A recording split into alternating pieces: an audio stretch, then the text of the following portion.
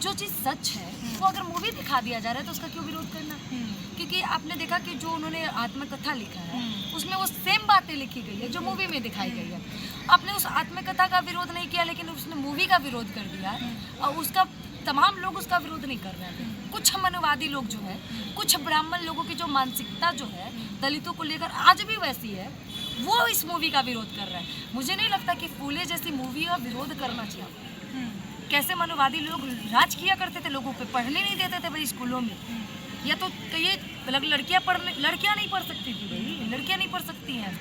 ये फूले बाई की जो मूवी आप कर रही है, फूले बाई जो थी वो पहले शिक्षिका थी, उन्होंने पढ़ा लड़ा तब तो आगे बढ़ी। उन्होंने सिखाया कि लड़ना है, चाहे कितना भी रोकने वाले हो, हमें लड़ के आगे बढ़ना है। चाहे कितनी भी बड़े जाति की सोच कीड़ा किसी के मानसिकता में बड़ी हो, हमें उस कीड़े को हटाना है उसके मन कि आप कट्टर हिंदू बनिए। वो ये भूल गए हैं कि उनके ऊपर शोषण कैसे कहा जाता है, कैसे किया गया था। हम तमाम ब्राह्मणों का विरोध ना तब करते थे ना आज करते, क्योंकि उस समय भी कुछ ना कुछ ब्राह्मण बहुत अच्छे थे ना हम आज करते हैं। लेकिन कुछ मानसिकता इतनी गिरी हुई होती है जो पूरी समाज को खोखला कर देती है। कहते हैं ना कि एक सड़ा हुआ केला बाकी केलों को भी बर्बाद कर सकता है, तो वैसे ही एक खराब मानसिकता का व्यक्ति पूरी समाज को गंदा कर सकता है। तो ऐसे ऐसे मानसिकता के लोगों को विरोध करना चाहिए। हम आज भी करेंगे, पहले भी करते हैं, पहले से भी होता है। और अब तो एजुकेशन बढ़ रही है तो लोग समझदार हो रहे हैं, लोग अपने हक की लड़ाई लड़ सकते हैं, कोई किसी को दबा नहीं सकता है। काफ़ी दिनों से लगातार आपसे जुड़ रहे हैं और आज भी उसी विषय पर बात करेंगे। बात है फिल्म की फूले, जो कि लगातार हम उसका रिव्यू आप तक पहुंचा रहे हैं, लोग कितना इसे पसंद कर रहे हैं। और फिल्म की जो कहानी है वो अपने आप में जिस तरीके से लोगों को इतिहास से जोड़ रही है वो भी काफ़ी अनोखी है।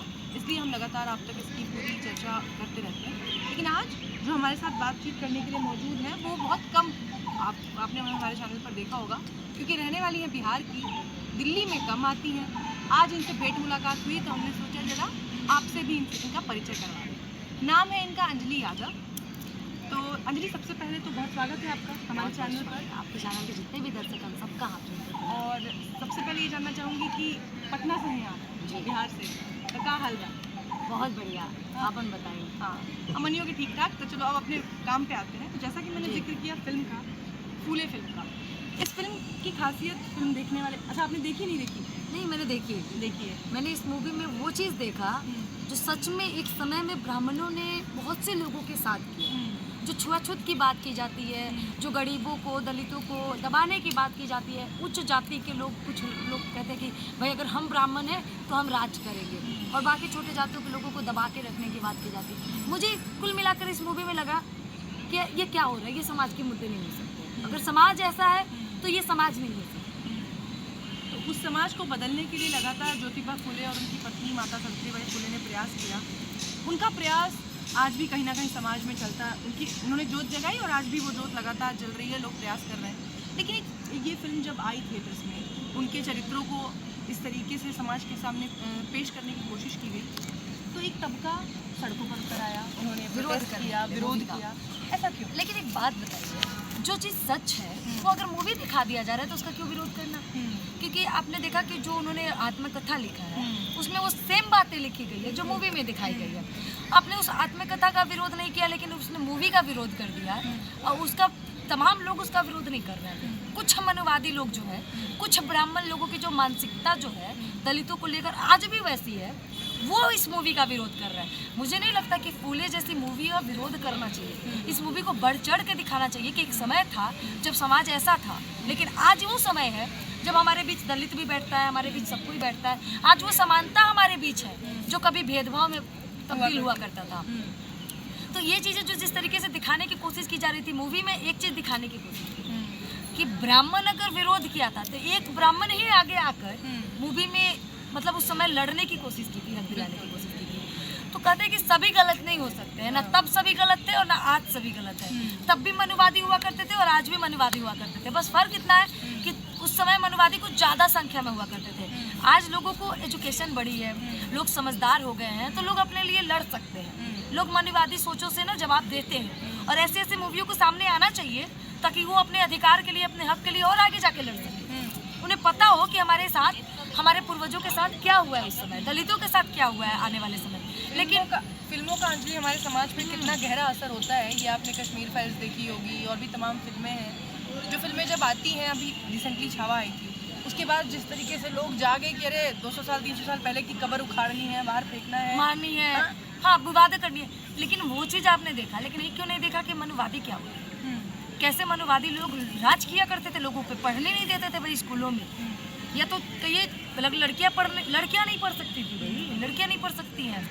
ये फूले बाई की जो मूवी आप कर रही है, फूले बाई जो थी वो पहले शिक्षिका थी, उन्होंने पढ़ा लड़ा तब तो आगे बढ़ी, उन्होंने सिखाया कि लड़ना है, चाहे कितना भी रोकने वाले हो, हमें लड़ के आगे बढ़ना है, चाहे कितनी भी बड़े जाति की सोच कीड़ा किसी के मानसिकता में बड़ी हो, हमें उस कीड़े को हटाना है उसकी मानसिकता से, हम आगे बढ़ सकते हैं। आपने कहा कि बहुत सी मूवी आई, लेकिन फूले मूवी की विरोध की गई, लेकिन केरला स्टोरी मूवी जब आई, हिंदू मुसलमान में पक्का विरोधी मूवी थी, जिससे कई हिंदू मुसलमान विवाद हुए, कई हिंदू मुसलमान राइड छिड़ गए लोगों में आपस में।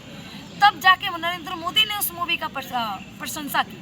एक प्रधानमंत्री आता है और द केरला स्टोरी मूवी की तारीफें करता है, क्योंकि एक प्रधानमंत्री को ये कभी शोभा नहीं देता कि वो जाति विशेष मूवी का सपोर्ट करे। तो अगर जब आप केरला स्टोरी मूवी को सपोर्ट कर सकते हैं, तो मुझे नहीं लगता कि फूले भाई जैसे अच्छे मूवियों को आप रोक सकते हैं। लेकिन इसके बारे में तो किसी ने कुछ नहीं कहा, क्योंकि ये मूवी में लोगों को संदेश दिया जा रहा है कि एक समय था जब ब्राह्मण कैसे थे, लेकिन शायद भूल रहे कि एक अनुराग कश्यप एक डायरेक्टर है, इस मूवी का जब विरोध हो रहा था तो डायरेक्टर ने कहा कि जो ब्राह्मण है, जो मनीवादी इस मूवी के बारे में ऐसा बोल रहे हैं, तो माफी मांगी। उनका माफी मांग लिया उन्होंने, वो एक अलग उनकी टिप्पणी है, वो उनका मुद्दा है, वो जाने। नहीं, लेकिन डायरेक्टर को पता है कि मूवी कैसी होती है, हाँ। मूवी क्या होती है। मैंने डायरेक्टर का जिक्र किया, आपने पूरी हमारी बात नहीं हाँ। सुनी, क्योंकि जो मूवी लिखा वो भी एक डायरेक्टर है, इसमें जो काम किए वो सारे कलाकार हैं, तो उन कलाकारों का मेहनत आपने जाया कर दिया। लेकिन अपने द केरला स्टोरी की मूवी की आकी खूब तारीफ की। सवाल मेरे प्रधानमंत्री से है कि जब सच्ची मूवी पे आप आकर तारीफें करते हैं तो फूले बाई क्या क्यों नहीं? मतलब आप ये कहना चाहते हैं कि प्रधानमंत्री इस फिल्म की भी तारीफ करे, इसको भी टैक्स फ्री करवाएं, ऐसा चाहते हैं? बिल्कुल करें,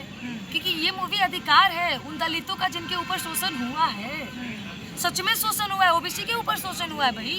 कई ब्राह्मण लोग जो थे आज के जमाने में, ओबीसी समाज का आप जिक्र कर रही हैं, आप भी यादव हैं, ओबीसी समाज के लोग लगातार ज्योतिबा फूले ने अपने जीवन पर्यंत वो काम करते रहे कि समाज एक हो जाए। आपने बोला ना कि ओबीसी समाज से हमारा मतलब अब तो खैर ओबीसी समाज बहुत मजबूत हो गया है, लेकिन एक समय था जब यादव को कहा जाता था अरे तो गोबर करेगा, अरे तो गाय करेगा, ये तो गाय भैंस से ऊपर नहीं जा सकते हैं, ये भाषा चलती आ रही थी। ओबीसी समाज मजबूत हो गया है, अब इतनी ओबीसी समाज मजबूत है, इतनी एक हो चुकी है कि सरकार तक को डर लगने लगा है ओबीसी समाज से। अच्छा, अब ये ओबीसी समाज अगर एकजुट हो जाए तो सरकार गिरा भी सकती है और बना भी सकती है। संख्या भाई कहते हैं कि जिसकी जितनी संख्या उसकी उतनी भागीदारी है। अगर ये सरकार कहने लगे तो फिर किसकी संख्या किसकी भागीदारी कितनी है, हम लोग ये बताने पे मजबूर हो जाए तो ओबीसी समाज अपने आप में एक मुट्ठी है जिस मुट्ठी को खोलना बहुत मुश्किल है। ओबीसी समाज आप कह रही हैं एक हो गया है, मजबूत हो गया है, लेकिन ओबीसी समाज ही है जो बहुत सारे ऐसे लोग जो सड़कों पे विरोध भी कर रहे थे, उनमें भी ओबीसी समाज के लोग आ जाते हैं। नहीं, देखिए कुछ लोगों के मानसिकता में ये भर दिया गया है ना कि आप कट्टर हिंदू बनिए, वो ये भूल गए हैं कि उनके ऊपर शोषण कैसे कहा जाता है, कैसे किया गया था। हम तमाम ब्राह्मणों का विरोध ना तब करते थे ना आज करते, क्योंकि उस समय भी कुछ ना कुछ ब्राह्मण बहुत अच्छे थे ना, हम आज करते हैं। लेकिन कुछ मानसिकता इतनी गिरी हुई होती है जो पूरी समाज को खोखला कर देती है। कहते हैं ना कि एक सड़ा हुआ केला बाकी केलों को भी बर्बाद कर सकता है, तो वैसे ही एक खराब मानसिकता का व्यक्ति पूरी समाज को गंदा कर सकता है। तो ऐसे ऐसे मानसिकता के लोगों को विरोध करना चाहिए, हम आज भी करेंगे, पहले भी करते हैं, पहले से भी होता आया है, और अब तो एजुकेशन बढ़ रही है तो लोग समझदार हो रहे हैं, लोग अपने हक की लड़ाई लड़ सकते हैं, कोई किसी को दबा नहीं सकता है। देखिए फिल्म की बात करते हैं, फिल्म में जो दिखाया गया है वो वास्तविकता है, क्योंकि जैसे आपने बताया सच्चाई है, हाँ रिटन फैक्ट्स हैं, साहित्य है, बहुत सारी चीज़ें हैं जिसमें वो चीज़ें हैं। पर उसके बाद भी जब फिल्म आती है तो लोग कहते देखो इसमें ब्राह्मणों ने उन पे जो गोबर फेंका था, कीचड़ फेंका था, वो सीन मत दिखाओ। क्यों नहीं दिखाओ? जातिगत भेदभाव नहीं, केरला स्टोरी में आपने हिंदू मुसलमान का विवाद दिखा दिया वो सही, लेकिन ब्राह्मणों ने सच में गोबर और पत्थर फेंके तो वो सीन काट दो। आखिर सच दिखाने में कैसा दिक्कत? आखिर वो वीडियो तब ली होगी मतलब तब वीडियो बनाई गई होगी, हाँ जब उसमें सच में ब्राह्मणों ने उनके ऊपर गोबर और पत्थर मारा होगा। क्यों एक औरत को, एक दलित महिला को या एक महिला को पढ़ने की इजाजत नहीं है? बिल्कुल है। आप उनको गोबर फेंकिएगा, उनकी परछाई से भी दूर भागिएगा। एक घिनाने वाली कृत्य है कि अगर कितनी घटिया विचार, कितनी घटिया सोच हो सकती है कि एक महिला अगर पढ़ने की कोशिश कर रही है तो आप उन पे गोबर और पत्थर मारकर उनको रोकने की कोशिश कर रहे हैं। ज्योतिबा फुले खुद ओबीसी समाज से थे। उन्होंने लगातार सबको एक करने का, दलितों के उत्थान का काम किया, कोशिश किया।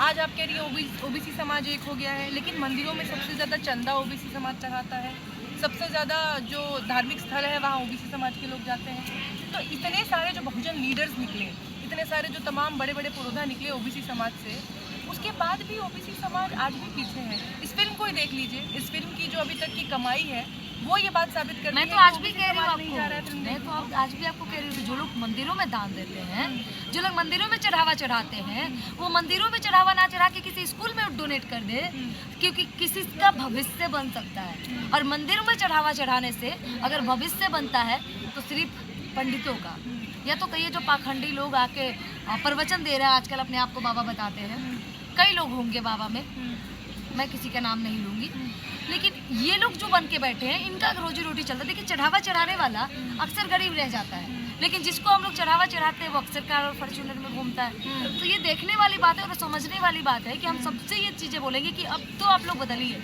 जो चढ़ावा आप मंदिरों में चढ़ा रहे हैं वो कई स्कूलों में चढ़ाइए, ताकि कई गरीब ऐसे बच्चे पढ़ सके जिनको पढ़ने की स्थिति खराब है। महिलाओं के लिए क्या कहना चाहेंगी, क्योंकि महिलाओं की शिक्षा के लिए सबसे ज़्यादा काम किया था ज्योतिबा फुले ने उस दौर में। मेहनत सफल हो गई, वो मेहनत सफल हो गई। आज फुलेबाई की मेहनत की वजह से कई बेटियां पढ़ती हैं और कई क्षेत्र में आपको देखने को मिल जाएगी। यूपीएस से लेकर के आपको एक कई तरह की छोटी छोटी हवलदार से लेकर दरोगा तक आपको एक महिला दिख जाएगी। तो हर क्षेत्र में बेटियां नाम कर रही है, हर क्षेत्र में औरत आगे बढ़ रही है, और ये मानसिकता पहले होगी, लेकिन मुझे नहीं लगता कि ये मानसिकता अब है। कितना लोग हैं उनकी वजह से आज जो औरतें पढ़ रही हैं, जो महिलाएं पढ़ रही हैं, उनकी वजह से जिनको आज बड़े बड़े पोस्ट पे जानना चाहिए लोगों को। मैं इस बारे में कहूँगी, लोगों को जानना चाहिए। जो लोग नहीं जानते कि आखिर सावित्रीबाई फुले ने हमारे लिए क्या किया है, तो एक बार इस मूवी को थिएटर में जाकर देखिए, फिर आप सैल्यूट कीजिएगा कि हमारे देश की मानसिकता ऐसी थी, और ऐसी मानसिकता से भी लड़कर एक औरत पढ़कर पहली शिक्षिका बन सकती है। तो हम औरतें कभी चुप क्यों रहे, हम भी कुछ ना कुछ कर सकते। चलिए, बहुत बहुत शुक्रिया आपका अंजलि, हमसे बातचीत करने के लिए धन्यवाद। नेशनल दस्तक की आपसे गुजारिश है कि अगर इसको बचाना चाहते हैं तो नेशनल दस्तक को सब्सक्राइब करने के लिए रेड कलर के सब्सक्राइब बटन को दबाएं, फिर बेल आइकन की घंटी दबाएं। नेशनल दस्तक को बचाने के लिए बहुत जरूरी है कि हर खबर को शेयर करें, लाइक करें, कमेंट जरूर करें।